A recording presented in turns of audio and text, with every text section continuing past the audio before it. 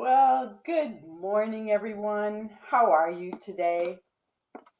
I am going to get all set here so that I can talk to you. And I've got some great stuff for you today and can't wait to get started. First of all, I'm going to take a minute to introduce myself. My name is Dana Peaver, and I am the Decision Smith. I'm a decision expert.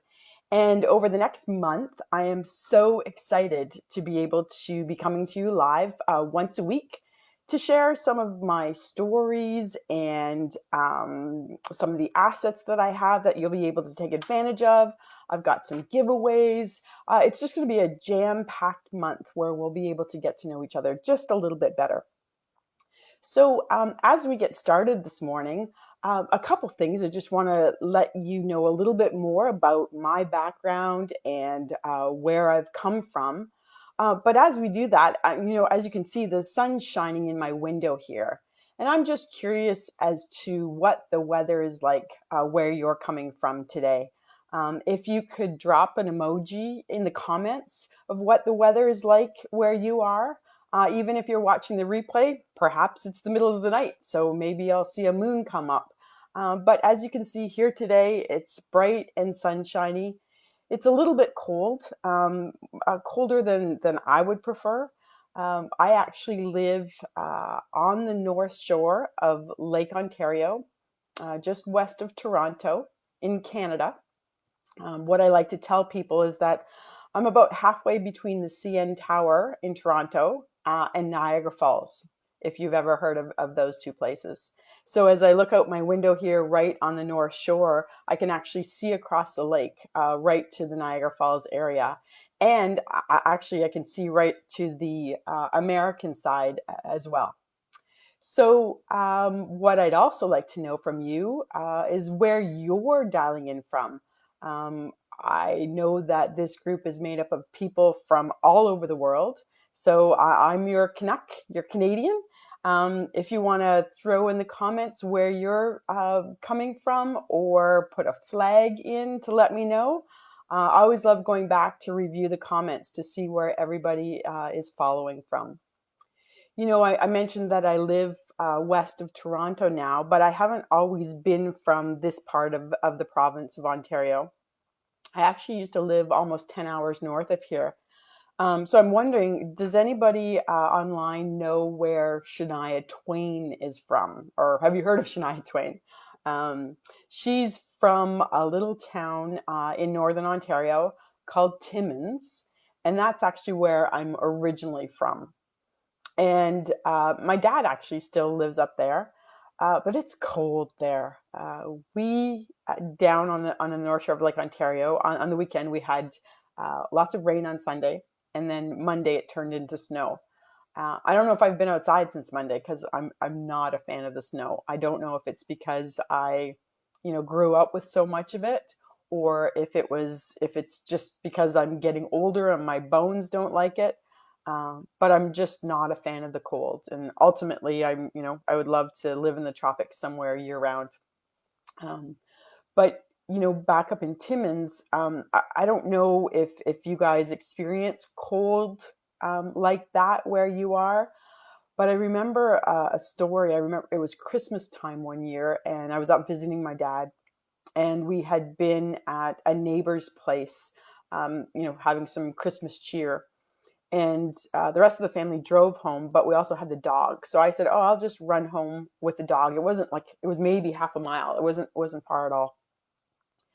But what happened on that walk home, because it was so cold, I think it was about minus 50 Celsius. I actually froze my lungs. So when I got back to the house, I had to go inside to warm up, and my lungs had to thaw. So I had a really hard time breathing for a couple minutes before I started to thaw out. It's probably one of the scariest moments of my life, not being able to breathe deeply or feel like I was getting enough breath, at that point in time. So maybe that's why I don't like the cold anymore. Anyway, what I want to get into now is a little bit about my history as it relates to decision making, and just tell you what I've got in store for today. in terms of the information I want to share with you, and then also what we've got lined up over the next couple of weeks. So, just in terms of my personal life, I'm married. I've got teenage kids. Actually, one's in university, one's finishing up their last year of high school. I'm actually a bicameralist, and by that I mean that I live a double life essentially. Um, I love the decision making that I do with my clients, but I also happen to be someone who loves their day job, their 9 to 5. I work in human resources. I work for an American company actually, and I look after HR for 3 of the companies within our umbrella of companies. And I love what I do from a daytime perspective. And I don't know that a lot of people can actually say that. People ask me why I'm not coaching on a full-time basis, why I don't do this. And I have a hard time considering ever leaving HR just because I love that team atmosphere, the team that I work with and the work that I do so much that I just really can't see myself leaving that. So from a decision-making perspective, I still, do a lot of coaching evenings and weekends and that kind of thing. But I've built my business so that a lot of it is residual, so that the time I spend, once, can be used over and over and over again. So from a decision-making perspective, my love of this topic goes back 30 years. I remember sitting in a university psychology class, and up on the board in front of me was this huge, onerous matrix that we were supposed to use as it related to research psychology in terms of making decisions. And, I saw the validity of it. Like I really understood, I'm a math brain and I love how all those pieces fit together. And I got it.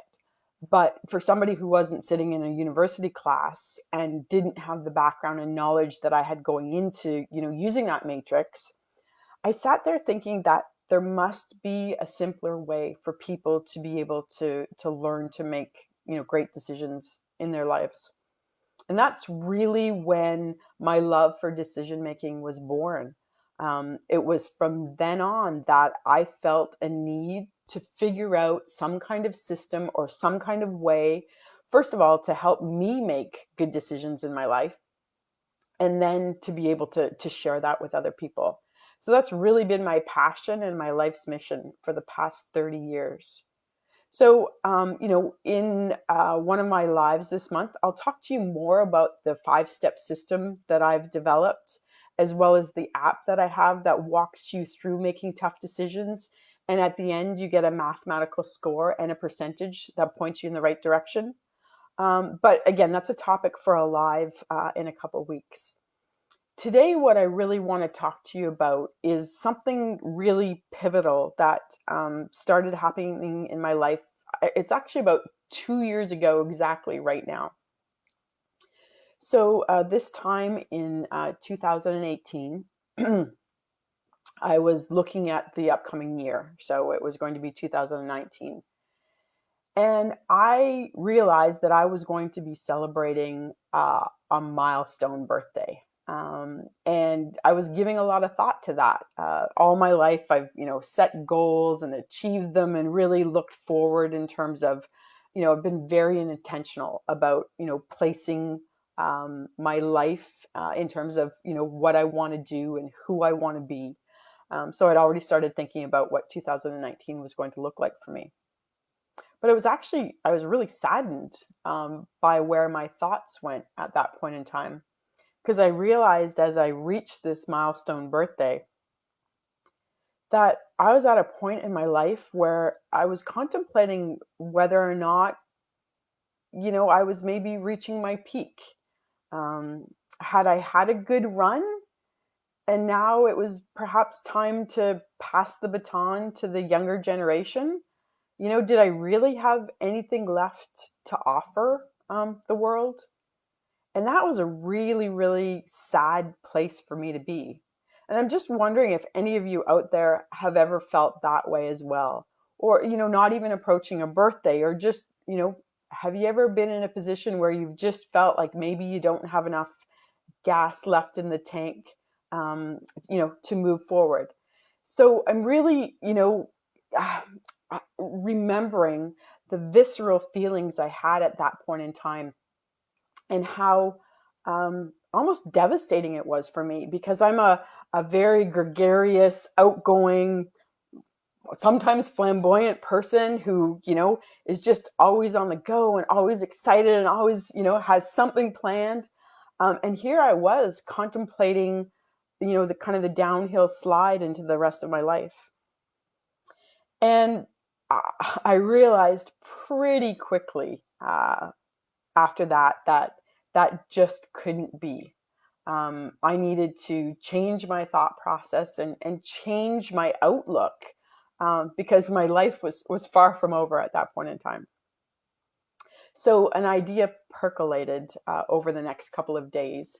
And what was born out of that was what has now been dubbed hashtag Year of Dana. So, what that entailed was, for the entire year of 2019, I would do what made me happy. And, I prepared my family for that. Thank goodness I have a very forgiving and supportive family who just let me do what I needed to do.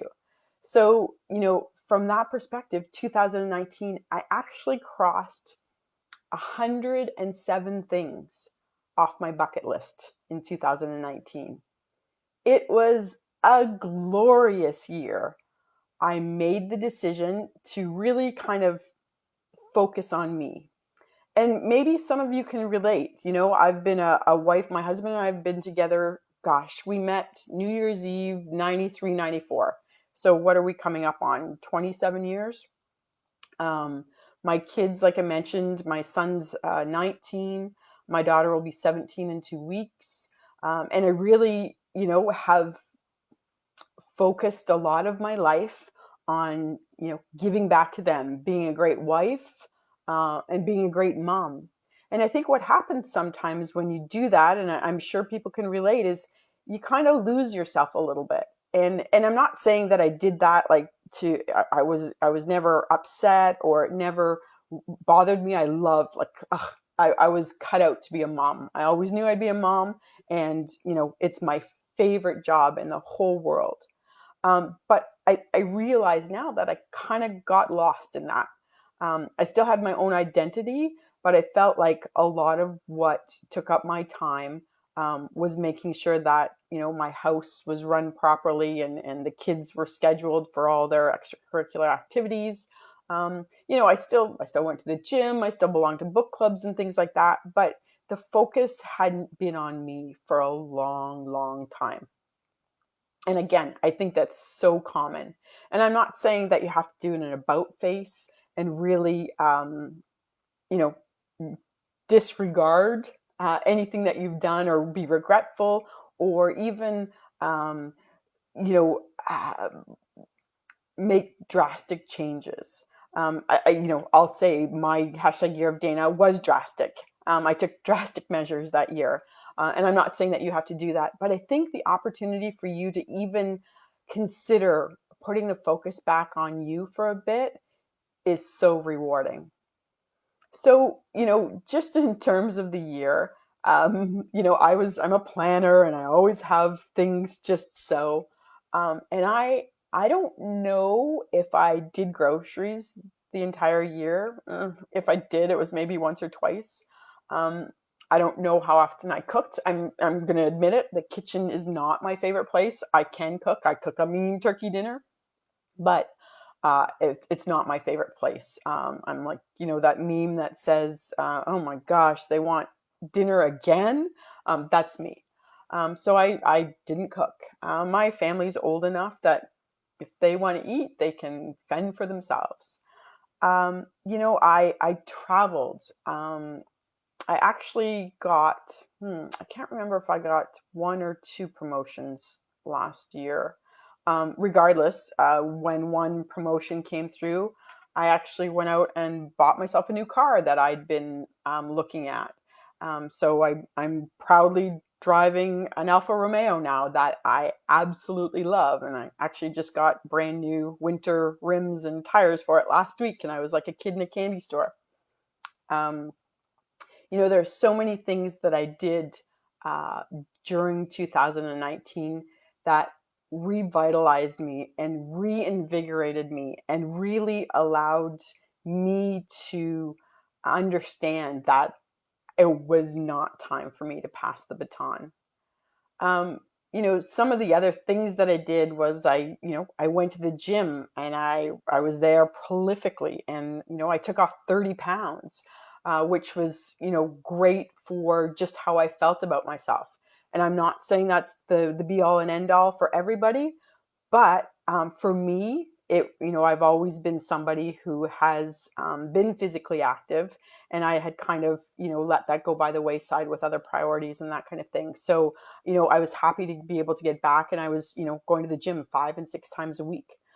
So that was great.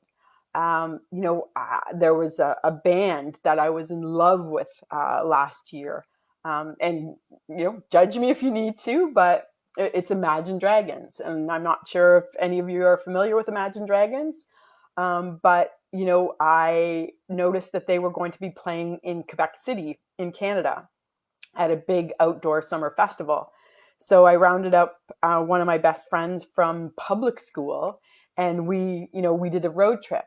And the great memory from that is that, we saw the warm-up band and then the second warm-up band. And just as Imagine Dragons went on, we were in the Plains of Abraham in Quebec City. The band went on and they sang a song, and then they started their second song, and the skies opened up with rain. It started to pour. There was lightning and thunder, and the winds picked up to, I think they were almost 100 kilometers an hour. And there were thousands, tens of thousands of people there because there were all different concerts going on. And we were evacuated. So, we got 10 minutes of an Imagine Dragons concert, and we were evacuated. And the water was so high, I actually had wedges on, and the water was up to my ankles as we were walking back to the hotel. But a friggin' memory of my year of Dana that I'll never forget. And an addendum to that, a couple weeks later, so that was July. In August, Imagine Dragons was playing in Canton, Ohio. And I was like, okay, well, I missed this concert. Let's go to the next one. So my girlfriend that I had gone to the original concert with wasn't available. So I grabbed one of my other girlfriends from university, and we drove down to Canton for a road trip. And ironically, as the band was starting that night, it started to rain. We were at the Football Hall of Fame, and it was outdoors. And it started to rain, and everybody got evacuated off the field. But the rain died down after an hour. We were soaking wet, but we still got to enjoy kind of a truncated concert. But again, another evening night road trip that is etched in my memory forever. And I don't know, had I not had Year of Dana, if I would have just up and gone to those concerts, in a whim, driven, Quebec City's a 9-hour drive from here, and just gone and had that fun. Last year, my son and I went and got our motorcycle licenses together. Like, that was something that I'd always considered doing. And here, we went together and we did it. I traveled to probably 20 different places last year. Some of it was work and some of it wasn't. And actually, as I celebrated my birthday, it was in September, like I mentioned, I really wanted to do something to commemorate it. So my actual birthday was a Saturday, or maybe it was a Sunday. Anyway, it was a weekend. And I had been deathly afraid of bungee jumping since my early 20s. So more than half my life, I had wanted to bungee jump, but just couldn't bring myself to do it. And so I scheduled a bungee jump at the tallest bungee jump place in Canada. And the morning of my birthday, we showed up there and I bungee jumped. So, again, something that I would not have done had it not been Year of Dana. as another commemoration to the actual birthday, I also traveled to Cancun with three girlfriends from public school and high school, the same one that I went to Quebec City with, because we actually all turned the same age within 8 weeks of each other. So we all went down to celebrate our birthday in the end of September. And so here's four of us from high school, in Cancun. We stayed at a resort and had an incredible room. We had like a pool table in our room. We had three balconies. One of our balconies had, an outdoor 15 square foot hot tub on it. We had champagne and chocolate covered strawberries and you name it delivered every day. We had two butlers. We actually, while we were there, we got dubbed Las Reinas, so the queens. So they knew us on the property, and we just had the time of our lives. And last November, so just over a year ago, I really was so grateful for the year that I had been afforded, and just happy with myself that I'd taken the opportunity to focus on me for once, and it had worked out so wonderfully that I actually went and I got another tattoo, and I'll show you. I don't know if you can read it, but it actually says #Year of Dana. And it's on my finger. Actually, when I went to the tattoo artist, he goes, "I don't do fingers." I'm like, okay, well, hear me out. I want it on my finger so I see it every day and remember to always, choose me, because nobody else is going to choose me first. And I said, but I know that on fingers, tattoos wear out a little bit and that type of thing. So I'm fully prepared for that. I don't, it doesn't always need to look good. It just always has to be a memory for me. And so he said, okay, done. I'll give you your tattoo. No problem. So really, the year wrapped up, like I said, with so many great adventures, so many things that I did for myself. I started getting my nails done on a regular basis, which is something I've always wanted. Just, lots of little touches that I did for myself. Some of them didn't cost any money at all.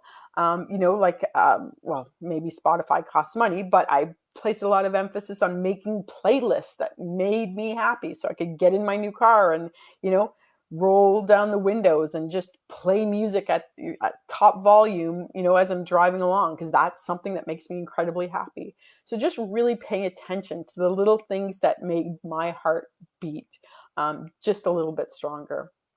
So all that to say is that because my year was so fantastical, can I say that? I thought to myself, how can I share this with other people? How can I help them have their own year of Andrea or Sherry or Kirsten or Leslie? How can they have a year of them? And so that's when I developed my Year of You challenge. And it's not a year-long challenge, but what it does is it really provides you with a reset so that you can start on your own thought process of having a year of you. So it's just a simple, free 5-day challenge that I offer. And you can find that at yearofyouchallenge.com. So pretty simple. And in the comments, I'll put all of my links and that kind of thing once I'm done here. But essentially what happens when you sign up for that, again, it's free. Each day you'll be prompted with an exercise to complete. And there's a couple of really interesting ones, but I think the one I hear most about is I think it's the 4th day. And it's really, it really helps you examine what it is that you have been tolerating in your life. And I get so much feedback about that. People tell me that they actually, find themselves in tears looking at this list. And I love the fact that the challenge has you actually write things down as opposed to just think about it. Because the act of writing things down and seeing it in front of you, provides a much more visceral reaction than, just thinking about it in your head. And I really have seen the impact of people taking stock of where they are in their lives and what they're doing that makes them happy, what they're doing that doesn't make them happy, and really being able to look at where they can make some changes. Because I was on a summit talking last night, and I said, you only get one kick at the can, and nobody else is going to put you first. And I don't want that to sound selfish or arrogant or anything, but you are in control of your own happiness. And I don't know that we all really get that. Sometimes we let other people choose our happiness. And that's not how I want to live. And that's not how I want you to live. I want you to understand what it is that makes you tick and then capitalize on it. And I know we all have decisions to make, and it's a balance. And, I'm going to have to go cook dinner tonight, whether I want to or not. But I have been able to choose more of what makes me happy, and more of what makes me glow, and more of what makes me so excited to get up every morning. And I want that for you too. So, like I say, yearofyouchallenge.com. It's an opportunity for you to just take stock. And at the end, there's a call to action. What are you going to start doing? What are you going to stop doing? What are you going to do more of? It's just a really simple but impactful set of challenges that'll just give you the reset that you need to have your own year of you.